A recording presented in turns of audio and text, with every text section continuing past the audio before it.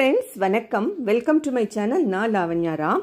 இன்னைக்கு ஒரு ஆர்கனைசர், சூப்பரான ஆர்கனைசர் என்னுடைய ஓல்டு நைட்டி யூஸ் பண்ணி நான் எடுத்திருக்கேன். மேலே யோக் பார்ட்டை கட் பண்ணி செப்பரேட் பண்ணி எடுத்து வச்சுக்கோங்க. டேபிளில் விரிச்சு போட்டிருக்கேன்.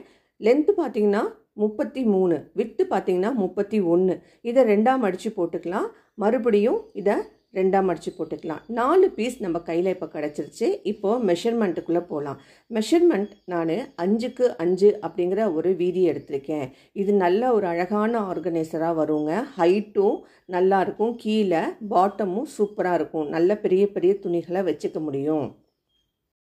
பீஸ் மேலே வச்சு தான் ட்ரா பண்ணியிருக்கேன். விரிச்சு போட்டால் இப்போ 2 பீஸ் ஆகிடும்.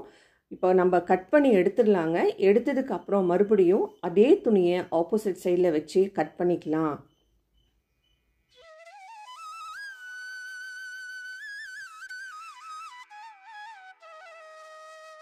ஓப்பன் பண்ணால் நமக்கு 2 பீஸ் கிடைக்கும். இந்த 2 பீஸையும் நல்ல பக்கங்கள் உள் பக்கமாக வச்சு திருப்பி மேலே ஒரு அவுட்டர் ஸ்டிச் கொண்டு வரலாம். கொஞ்சமாக இடம் விட்டுட்டோம்னா நமக்கு கை விட்டு திருப்புறதுக்கு வசதியாக இருக்கும்.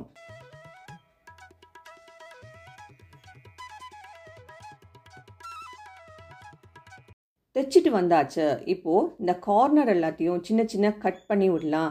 கட் பண்ணுறப்போ திருப்பினாலும் நீட்டாக அழகாக இருக்கும். அதுக்காக தான் இந்த கட்டிங் போடுறோம்.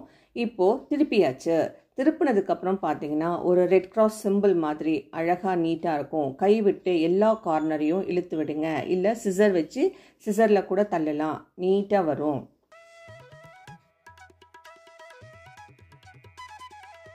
பாக்ஸ் மாதிரி கட் பண்ண பீஸ்லேருந்து ஒரே ஒரு பீஸ் மட்டும் எடுத்து ஹேண்டிலுக்காக மடித்து தைக்கிறேன். மடித்து தைச்சிட்டு வந்தாச்சு.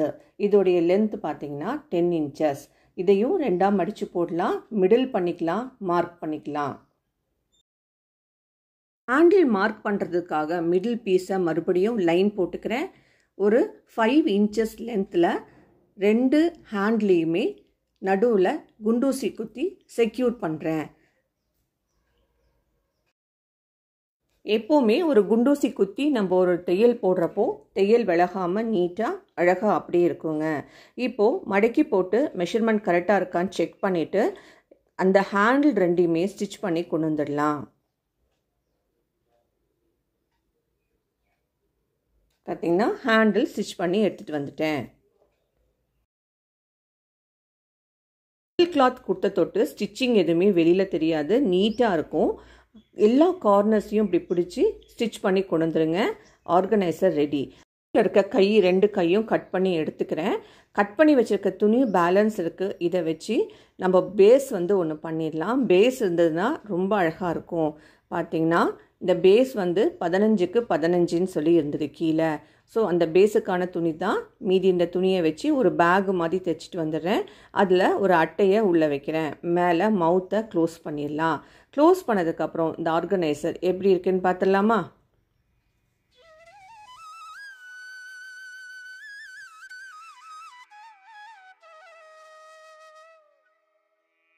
கிடைக்கிறதோட வீட்டில் அழகாக ஒரு ஆர்கனைசர் நம்மளே பண்ணியாச்சுங்க. நான் இன்றைக்கி சம்மர் வந்தாச்சதுனால எல்லா வின்டர் கிளாத்ஸும் இதில் எடுத்து அடுக்கி வச்சுருக்கேன். பீரோவுக்கும் போயாச்சு. பார்த்தீங்கன்னா இன்றைக்கி ஒரு 3 ஜாக்கெட் உள்ளே வச்சுருக்கேன், 3 ஷால் வச்சுருக்கேன்.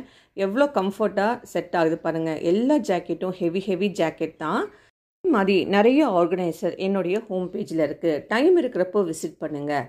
இந்த வீடியோவை பற்றி உங்களுடைய கருத்துக்கள் தவறாமல் பதிவிடுங்க. உங்கள் ஃபேமிலி அண்ட் ஃப்ரெண்ட்ஸ் கூட ஷேர் பண்ண மறக்காதீங்க. பிடிச்சிருந்தா ஒரு லைக், ஒரு ஷேர் கொடுத்துட்டு சப்ஸ்கிரைப் பண்ணவும் மறக்காதீங்க.